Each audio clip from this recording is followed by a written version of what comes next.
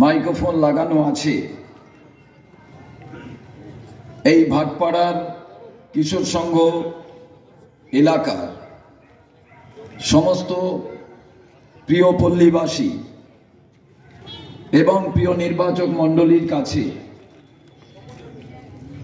আজকে বামফ্রন্ট এবং কংগ্রেস তারা যৌথভাবে বিভিন্ন জায়গায় মানুষের কাছে আবেদন নিয়ে তারা পৌঁছচ্ছেন, তারই একটি অঙ্গ হিসেবে আজকের এই নির্বাচনী জনসভা। এই জনসভায়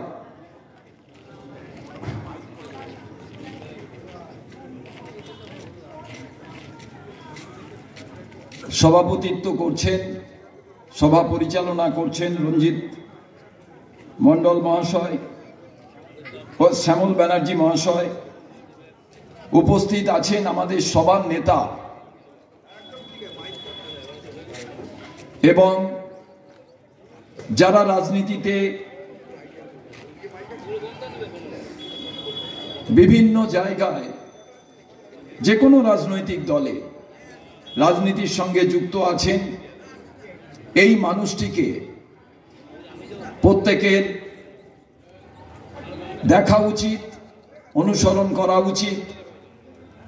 কমরেড বিমান বসু আমাদের সবার অভিভাবক, তিনি আজকে এই মঞ্চে উপস্থিত আছেন। তার বক্তব্য, মূল্যবান বক্তব্য আমরা শুনব। আমার খুবই পরিচিত গার্গী দেবী গার্গী চ্যাটার্জি কমরেড, তিনি উপস্থিত আছেন। রঞ্জিত মণ্ডল কমরেড উপস্থিত আছেন। শৈবাল ঘোষ তিনি উপস্থিত আছেন। আমাদের নেতা নেপাল দেব ভট্টাচার্য মহাশয় তিনি উপস্থিত আছেন।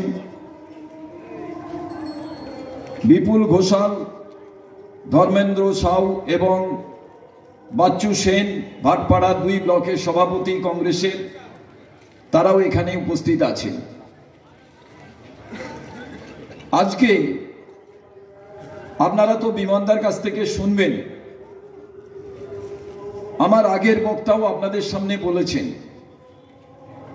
এক সংকটময় মুহূর্তে ভারতবর্ষের এবারের এই লোকসভা নির্বাচন। গতকাল আমি উলবেড়িয়াতে ছিলাম, কমরেড মোহাম্মদ সেলিম এবং আমি দুজনে মিলে, প্রচুর মানুষ উপস্থিত হয়েছিলেন, সেখানে সভা হয়েছিল। আমি প্রত্যেকের কাছে একটি কথাই বলছি, সে উত্তরবঙ্গে কিংবা নদিয়াতে এবং পশ্চিমবাংলার বাইরে যখন যাচ্ছি সে কথাটা তো আলাদা, কিন্তু বিশেষ করে পশ্চিমবাংলার ক্ষেত্রে আমার কংগ্রেসের বন্ধু এবং কংগ্রেসের যারা সমর্থক আছে তাদের কাছেও বারে বারে বলছি, এই যে দেওয়ালে নামটা লেখা আছে দেবদূত ঘোষ, এ কিন্তু শুধু বামফ্রন্ট বা কংগ্রেসের প্রার্থী নয়।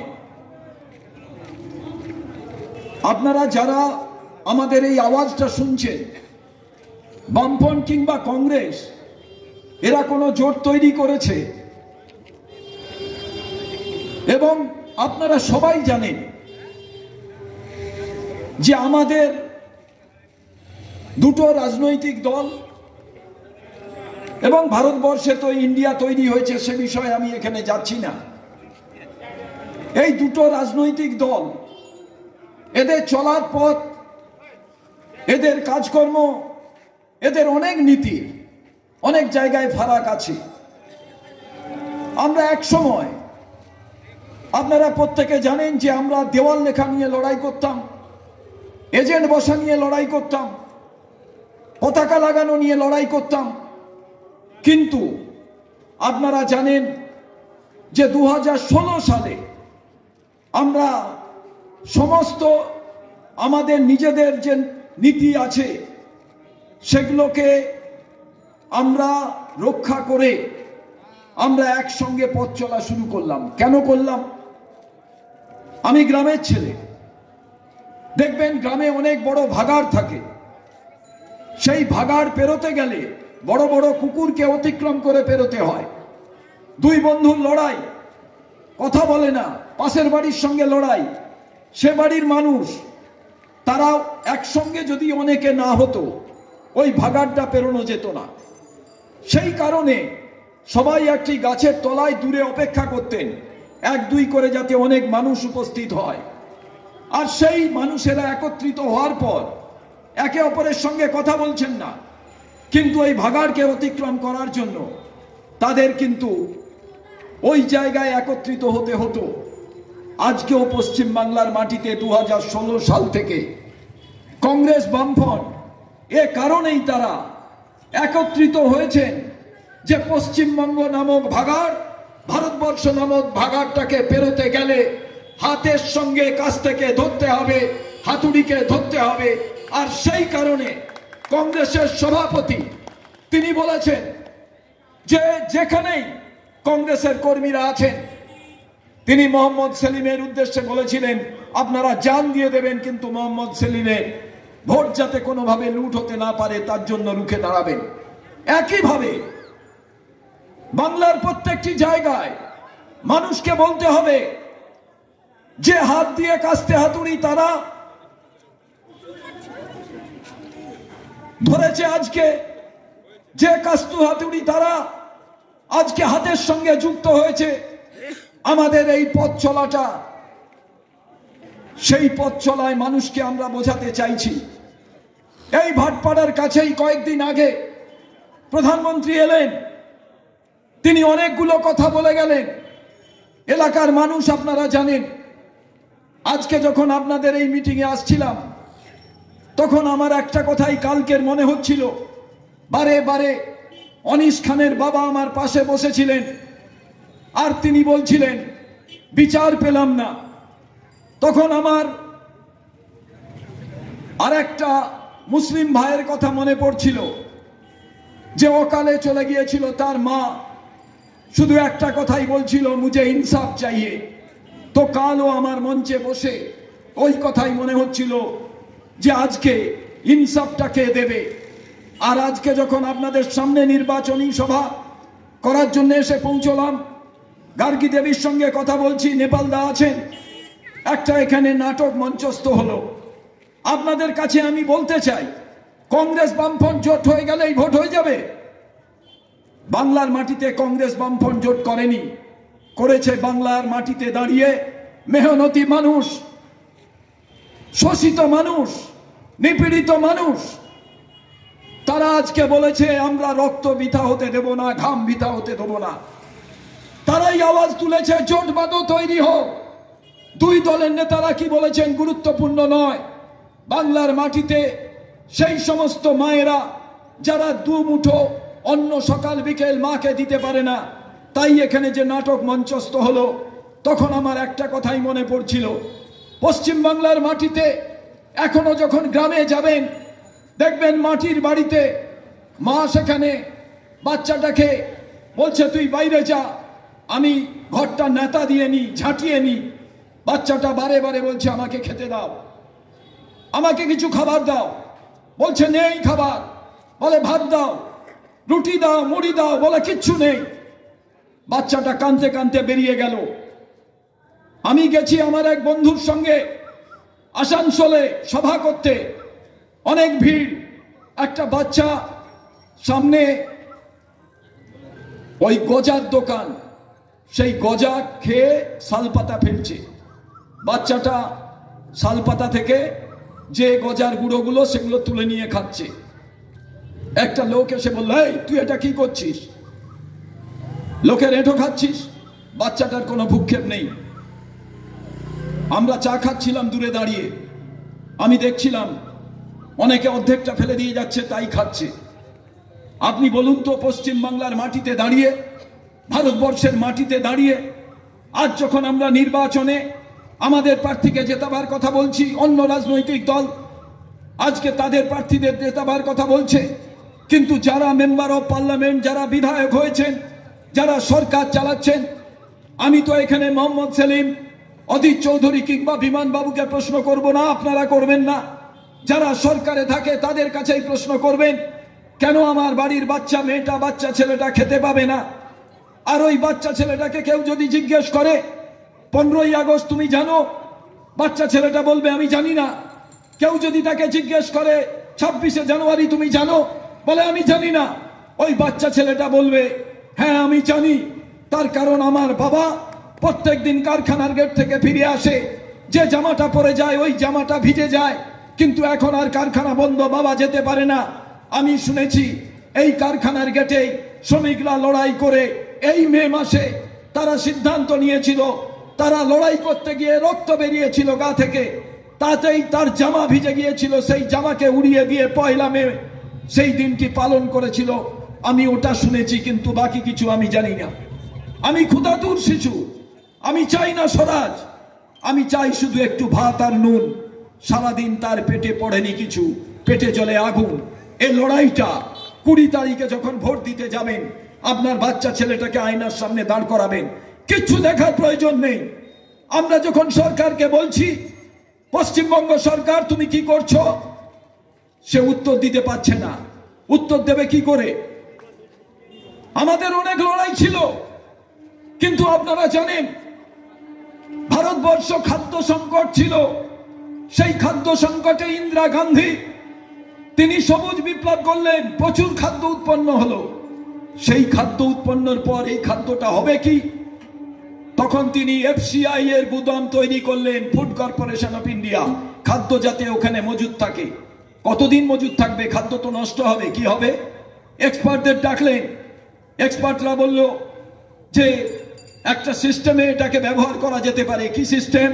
পিডিএস, পাবলিক ডিস্ট্রিবিউশন সিস্টেম, যার মধ্যে দিয়ে রেশনিং ব্যবস্থা চালু হলো, ইন্দিরা গান্ধী করলেন। অনেকে প্রশ্ন করেন তোমরা বামফ্রন্টের সঙ্গে, বামফ্রন্টেরও বন্ধুদের প্রশ্ন করে তোমরা কংগ্রেসের সঙ্গে।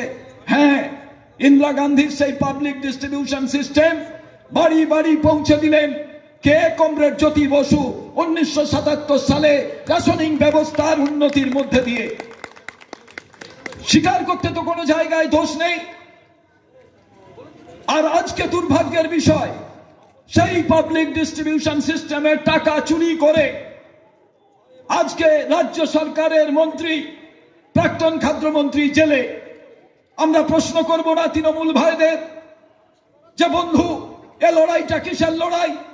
এ লড়াইটা এই জন্য লড়াই, ভাটপাড়া যে ট্যাক্স তুলবে সেই ট্যাক্স রাজ্যকে দেবে, রাজ্য থেকে 16% নেবে, এবং রাজ্য কেন্দ্রকে যে দেবে সেইটা 42% নেবে।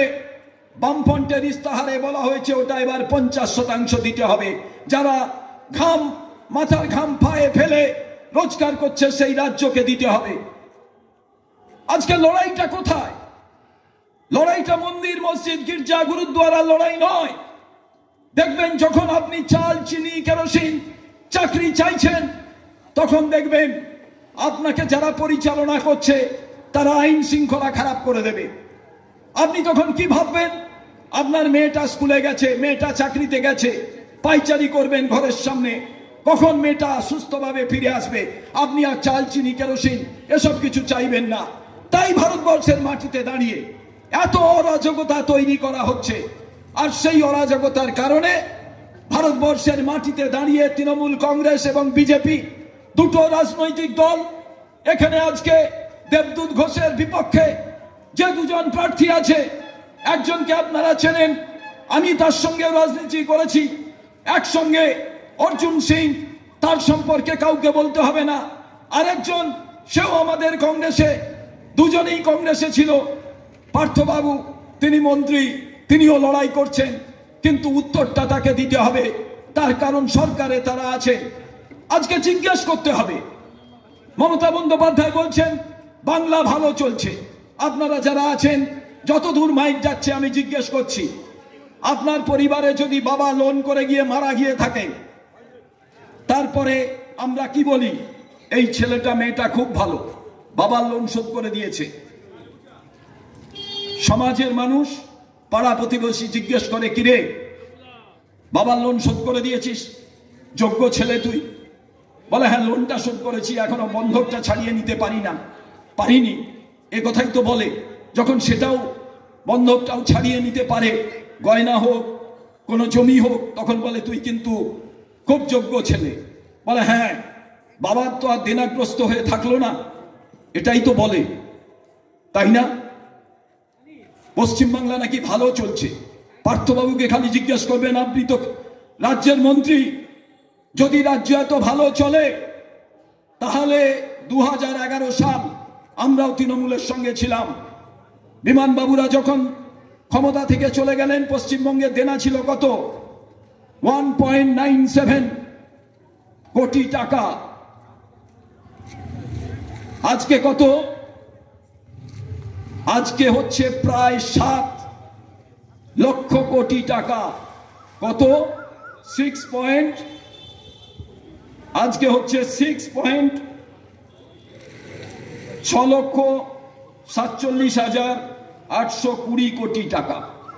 সংসার ভালো চলছে? পার্থবাবুকে জিজ্ঞেস করুন, আপনার বাচ্চা ছেলেটাকে নিয়ে গিয়ে আয়নার সামনে দাঁড় করে জিজ্ঞেস করুন 20 তারিখে ভোট দেওয়ার আগে।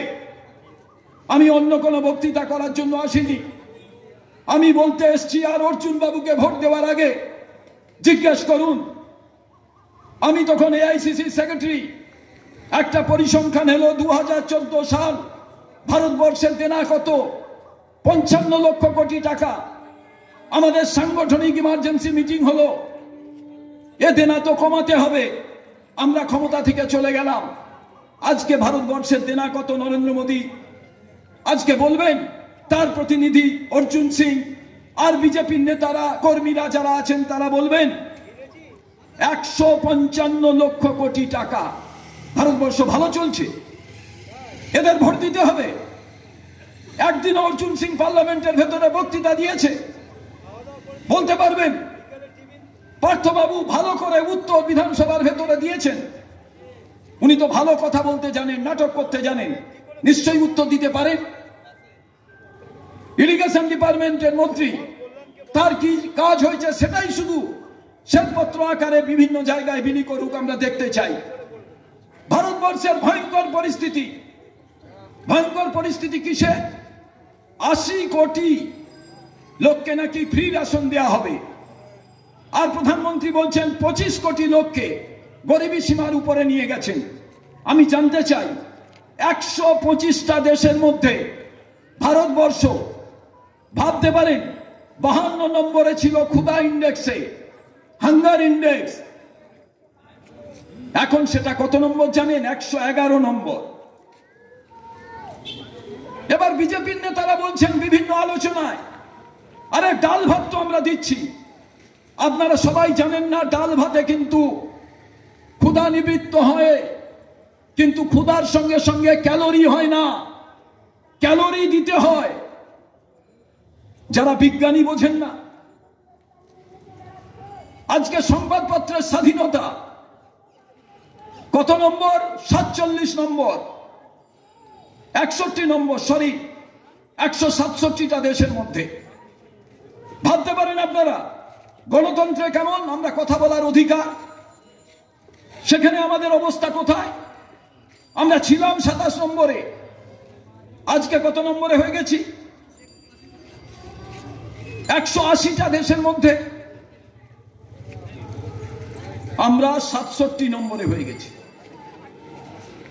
ভাবতে পারেন এরপর অর্জুন সিংকে ভোট দেবেন, পার্থবাবুকে ভোট দেবেন।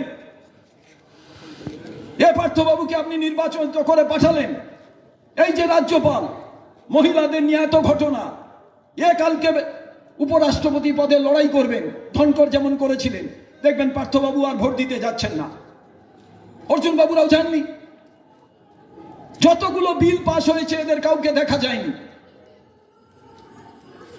আজকে তাই আপনাদের হিন্দু, মুসলমান, পাকিস্তান, রাম মন্দির, মসজিদ, গির্জা এসব করে কাটাচ্ছে। আমি এলাকাবাসীর কাছে বলবো, আপনারা তো সবাই দেখেছেন মন্দির, মসজিদ, গির্জা, গুরুদ্বারা সব বন্ধ হয়ে গেছিল করোনার সময়। একমাত্র খোলা ছিল কি? খোলা ছিল হাসপাতাল, নার্সিংহোম, চিকিৎসক, চিকিৎসাকর্মী আর খাদ্য যারা সরবরাহ করে তারা। রাম মন্দিরের শিলান্যাস হয়েছিল 2021-এ। গার্গী দেবীর মনে আছে, লাস্ট মিটিং বিমানদা করেছিলেন আমার নোয়াপাড়ায়। তারপরে পুরো করোনা হয়ে গেল। আপনারা সবাই জানেন রাম মন্দিরের দ্বারোদ্ঘাটন, শিলান্যাস হলো। সবাইকে দেখেছেন, অমিত শাহকে দেখেছেন, সবটাই থাকে। কেউ দেখতে পাননি কেন? অমিত শাহ সে সময় করোনা হয়েছিল, তাই তিনি বেদান্তে ভর্তি ছিলেন। যদি রাম মন্দিরে সব ছেড়ে যেত তাহলে তো একটা খাটিয়ায় করে নিয়ে গিয়ে শুইয়ে দিয়ে সেদিন শিলান্যাসে পুজো দিলে সবকিছু সমস্যার সমাধান হয়ে যেত।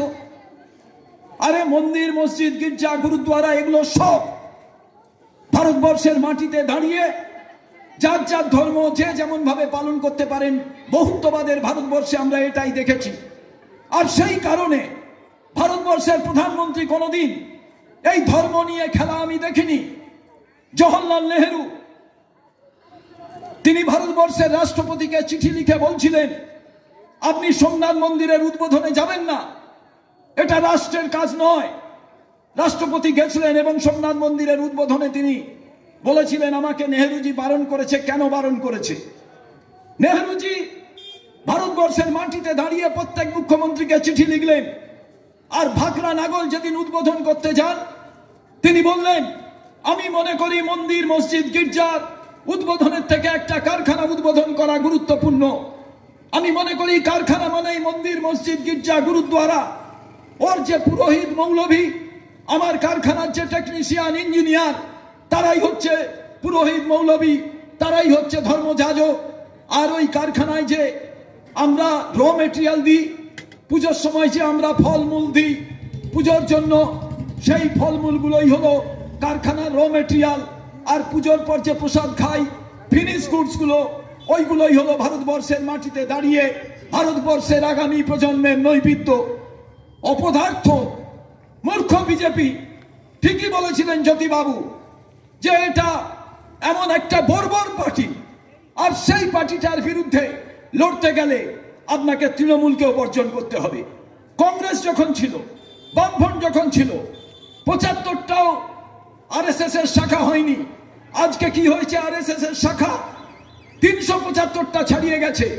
সরস্বতী বিদ্যা মন্দির, বিবেকানন্দ আশ্রম, বনবাসী। আমি ভারতবর্ষে রাজনীতি করি, সমস্ত হিন্দি বলয় বিভিন্ন জায়গায়, সেখানে যা যা জিনিস, আর পশ্চিমবঙ্গে আমরা তাই দেখছি। এটা হচ্ছে কালচারাল ক্যাপিটাল, এটা রবীন্দ্রনাথের বাংলা, এটা নজরুলের বাংলা, এটা বিবেকানন্দের বাংলা, রাষ্ট্রগুরু সুরেন্দ্রনাথের বাংলা, মঙ্গল পাণ্ডের ব্যারাকপুর। আজকে তাই আপনাদের সামনে আমি আবেদন করতে চাই। বৃষ্টি পড়ছে, আমি বেশি কথা বলবো না, আমি শুধু আমার বক্তব্য শেষ করতে চাই। বিমানদার কথা শুনে যান, বৃষ্টি এসে গেলে শুনতে পাবেন না। যদিও আমি মনে করি এটা পুষ্পবৃষ্টি। ভারতবর্ষের মাটিতে দাঁড়িয়ে একটা কথা মনে করবেন, এই সমস্ত কিছুকে রক্ষা করে কোরআন, বাইবেল, উপনিষদ, বেদ, যতগুলো ধর্মগ্রন্থ আছে, একটা মোটা বই, সেই বইটার নাম ভারতবর্ষের সংবিধান। তাকে আজকে পুড়িয়ে ফেলার চক্রান্ত হচ্ছে, ছিঁড়ে ফেলার চক্রান্ত হচ্ছে। তাই তাকে রুখতে গেলে, কারণ আপনার বাচ্চা ছেলেটা যদি আপনার ভাইয়ের দ্বারা প্রতারিত হয়, তাহলে কেউ যদি ওর পাশে না থাকে, কোনো পার্টি অফিসের ঝান্ডা, কোনো পার্টি অফিসের গেট, কোনো ধর্মস্থানের গেট ওর পাশে না থাকলেও ওই মোটা বইটা থাকবে। আর সেই মোটা বইটা আপনাকে রক্ষা করবে, তার নাম ভারতবর্ষের সংবিধান। আর তাকে রক্ষা করার জন্য দিল্লিতে আমরা ইন্ডিয়া তৈরি করেছি। একদিকে সীতারাম ইয়েচুরি, একদিকে রাহুল গান্ধী। আজকে দাঁড়িয়ে থেকে আমরা তাই আপনাদের কাছে আবেদন করতে চাই, এবারের ভোটটা আপনি এই ভেবেই ভোটটা দেবেন যে আপনার যে প্রতিনিধি, সেই প্রতিনিধি কিছু না করতে পারুক, দিল্লির মাটিতে গিয়ে আপনার পাড়ার ব্যাপারে সোচ্চার হবে, আপনার কথা বলবে।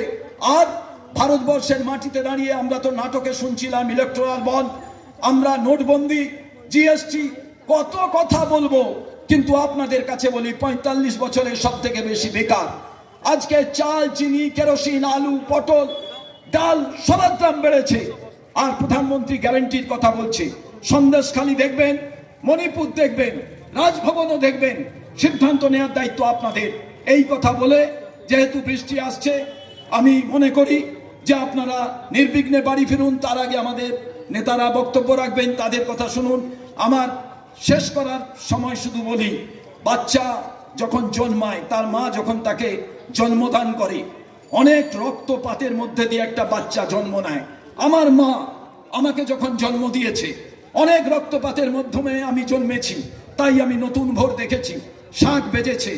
যখন কোনো জায়গায় ভালো কিছু পেতে হয়, অনেক রক্ত ঝরে, আর সেই রক্ত যখন ফিনকি দিয়ে যত দূর পড়ে, সেখান থেকে সবাই মিলে উঠে দাঁড়িয়ে নতুন প্রজন্ম বলে, উদয়ের পথে শুনিকার বাণী, ওরে ভয় নেই ভয় নেই, নিঃশেষে প্রাণ যে করিবে দান, ক্ষয় নেই ক্ষয় নেই।